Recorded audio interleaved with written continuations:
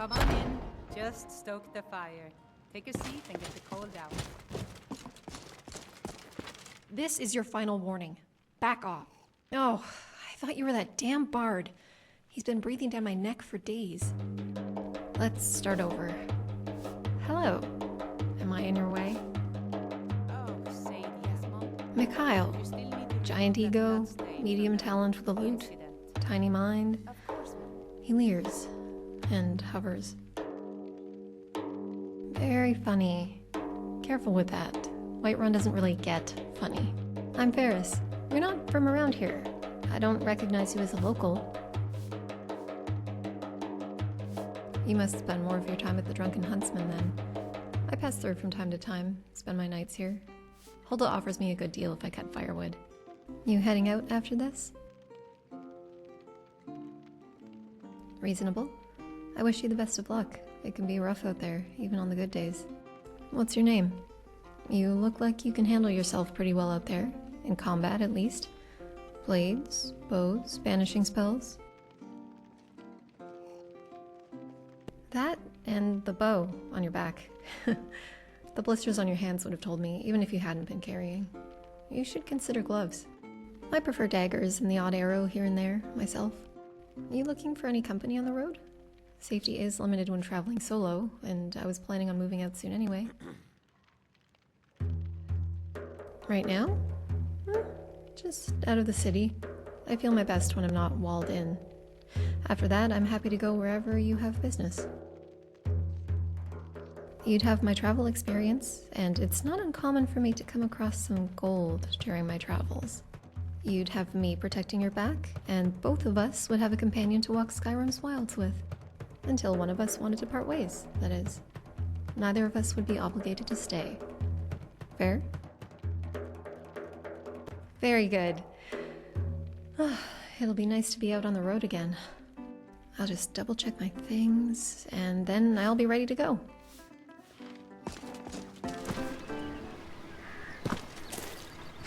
Iron, eh? Easy to produce, but breaks easily. I'll get you an upgrade. My story? Born in Riften, left Riften. Oh, and I like gold. Can't get enough of it. I just think we need to travel together a little longer before pulling on that thread.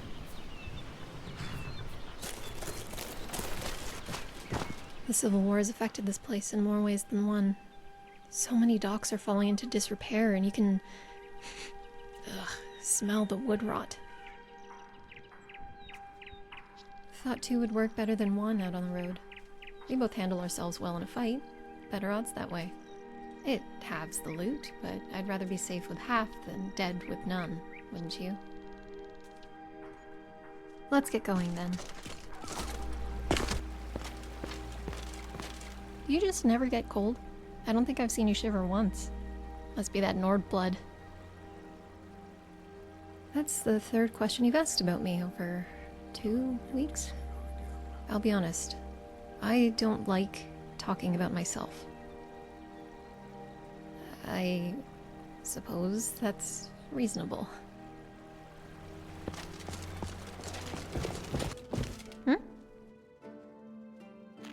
It's a warm place to lay my head. Offers a chance both to eavesdrop or pick up work. I had enough gold at the time to pay for a night or two, and I was tired of sleeping on wet grass. Thought investing in some small comfort might be worth it. I wasn't entirely wrong. Met you. Shouldn't you be helping me then? You're back. And that makes 5. Look, I don't travel with people often. I don't usually get to the get to know you part. If I've been standoffish, I have reason to be. But you've been consistent so far. We seem to work together well. So, alright. I'll share something with you if we go somewhere for me for a change. The place I camped at last, before we met. I left a few things behind.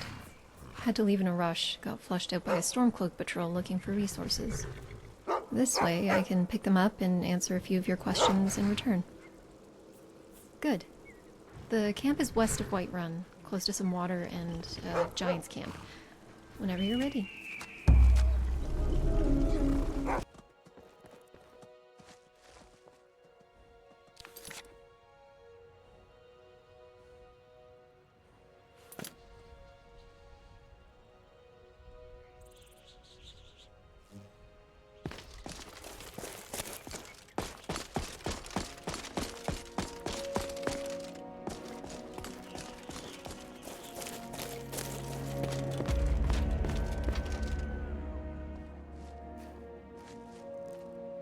This is it. Yeah, I don't take up much space. Some food, probably moldy, a couple of weapons, those I can go without, but what we're here for is...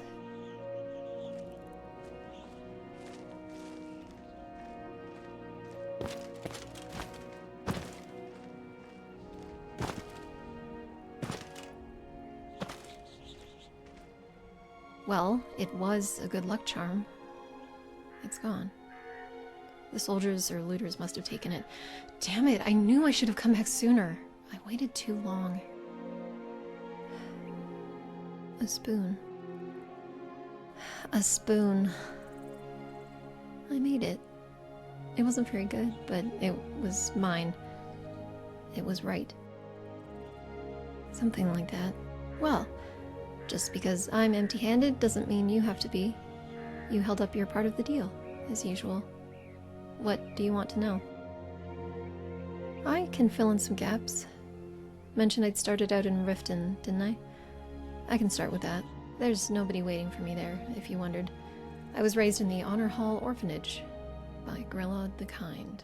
And Constance Michelle, but she came later. She tried to make up for the mess we grew up in, but it was too late for most of us. If being beaten for speaking up, or being starved, punished for sharing your food with the other kids sounds happy, I guess I was. Well, she brought me up, if you can call it that. Fed all of us kids the same lines, that we were lucky to have her, that we'd never be wanted, that we were foolish, useless, wastes of space, and that no one could or would ever want us. We were leeches to her. Worthless. We'd go days without clean food or water, and eventually I got tired of it. Started sneaking out to look for scraps in the streets, the market stalls, anywhere. At the end of the day, though, or the next morning, I always brought something back. For me. For us. I guess. Nobody was helping us before Constance showed up. Someone had to do something. As I got older, I became better at sneaking, foraging for food, stealing from people who had so much they wouldn't miss what I took. They deserved it. There were kids in their own city that were rail thin, abused, needing any shred of kindness that could be given. And do you think the rich folk gave a damn? The beggars helped the most. They were just as poor, but they taught me where to look, who to follow, what to look for in a mark, and I paid them back in kind. Only what I could hide. It wasn't worth getting caught and getting a black eye or a broken arm. Some of the kids didn't take what I brought in case of trouble. I had more time to do things for myself after Constance arrived. Couldn't escape, still too young, but I kept learning, sneaking out.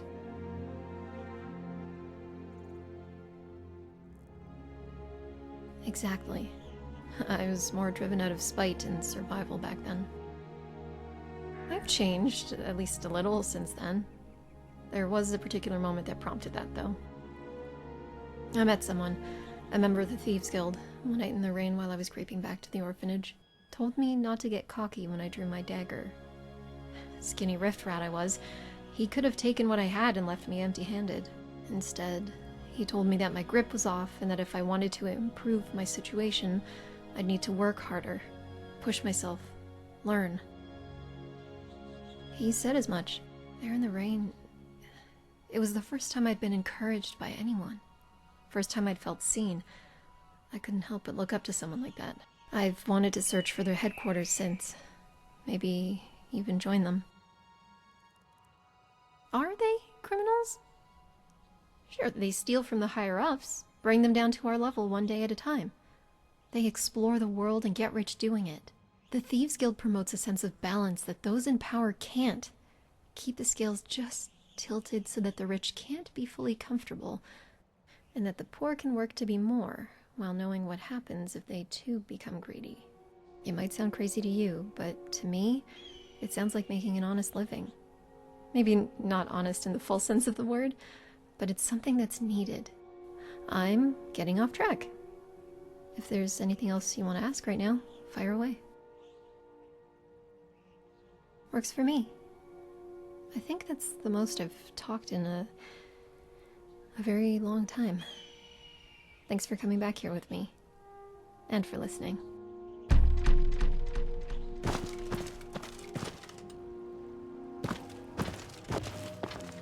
Greetings. Oh? Oh, about what I told you before. We've traveled together long enough, I think you deserve the truth. And if it colors what you think of me, I'll understand. When you walked into the Bannered Mare, I was running low on septims. I'd taken a few odd jobs in Whiterun, but I was getting desperate. Chopping wood for Hulda wasn't enough of a discount to keep a roof over my head. How a person walks and talks says something about them. I knew you were better off than I was. Someone I didn't recognize as being a local or frequent visitor. So when you bumped into me, I decided that if I could, I'd get you out of the city. And after you would let your guard down, I'd take off one night with everything you had on you. I was planning to steal from you. I decided not to. The pair of us traveling together has been mutually beneficial. What I've been able to pick up during our exploits has kept me living well. The same appears to be true for you.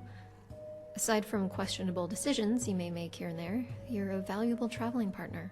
It's clear there's more benefit in staying than in burning this bridge. I think you've had plenty. You've been good to me. Maybe you should head on I home. found myself able to rely on you. It didn't feel right for you to trust me any longer without knowing the truth. Suit yourself. I had to learn to do what was needed to survive under Grelot's roof. After that, I stopped considering theft as being a criminal offense. I'm not sorry for it. How the world works out here, it's everyone for themselves. If taking an apple from someone who has many, lifting a coin purse from someone who can replace it, if it will keep me from starving, I have to. It's either act or lay down and die out here. I have no other choice. Ask the ghosts of the children who have died under Grelot's hands whether the noble choices mattered. There are unmarked graves in the back garden of Honor Hall. Small bones sunk under the piers. Nobody misses them except the kids who knew them, saw them die. Me too. It felt right. I'd rather move forward with a clean conscience. Besides, the stress was giving me an ulcer. It's not all about you. Now that you know the truth, what kind of person I am, you have all you need to decide whether you want to keep this up. Traveling together. No, of course not. Just disappear in the night with our packs and take off to a nearby city. I don't attack first. You know by now that's not usually my plan. I get it. If you want to part ways, I'll accept those consequences. You needed to know. I understand. Best of luck. Wait. What? You want to keep this up? You can trust me. Other people's things, however. Jokes aside, I thought you might chase me off. I'm relieved you didn't. Never. Well, I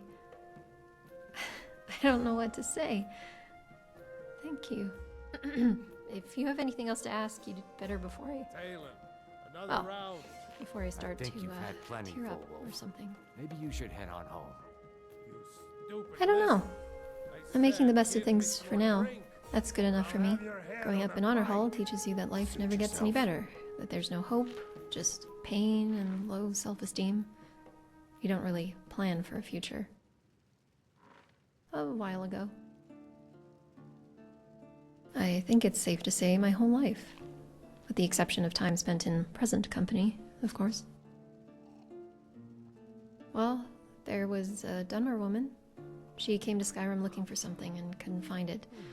I accompanied her back to the border for 300 septims. Wasn't much of a guard. She could hold her own, but I was some small form of protection to keep the wolves away while she traveled. That's like asking what I see in my future. I don't have a goal. My focus is on having enough to survive. Maybe when life feels sturdier, I'll know better. For now, a purse full of enough septims that I can feel the weight of it in my pocket. Breton Witch asked me to spy on a group of hag ravens and steal one of their feathers. I think she was looking to become one herself. For now, I'm sure. If your curiosity has run out, though, why not enjoy this opportunity to put our feet up? Speaking of, one of my heels is starting to blister. Ugh.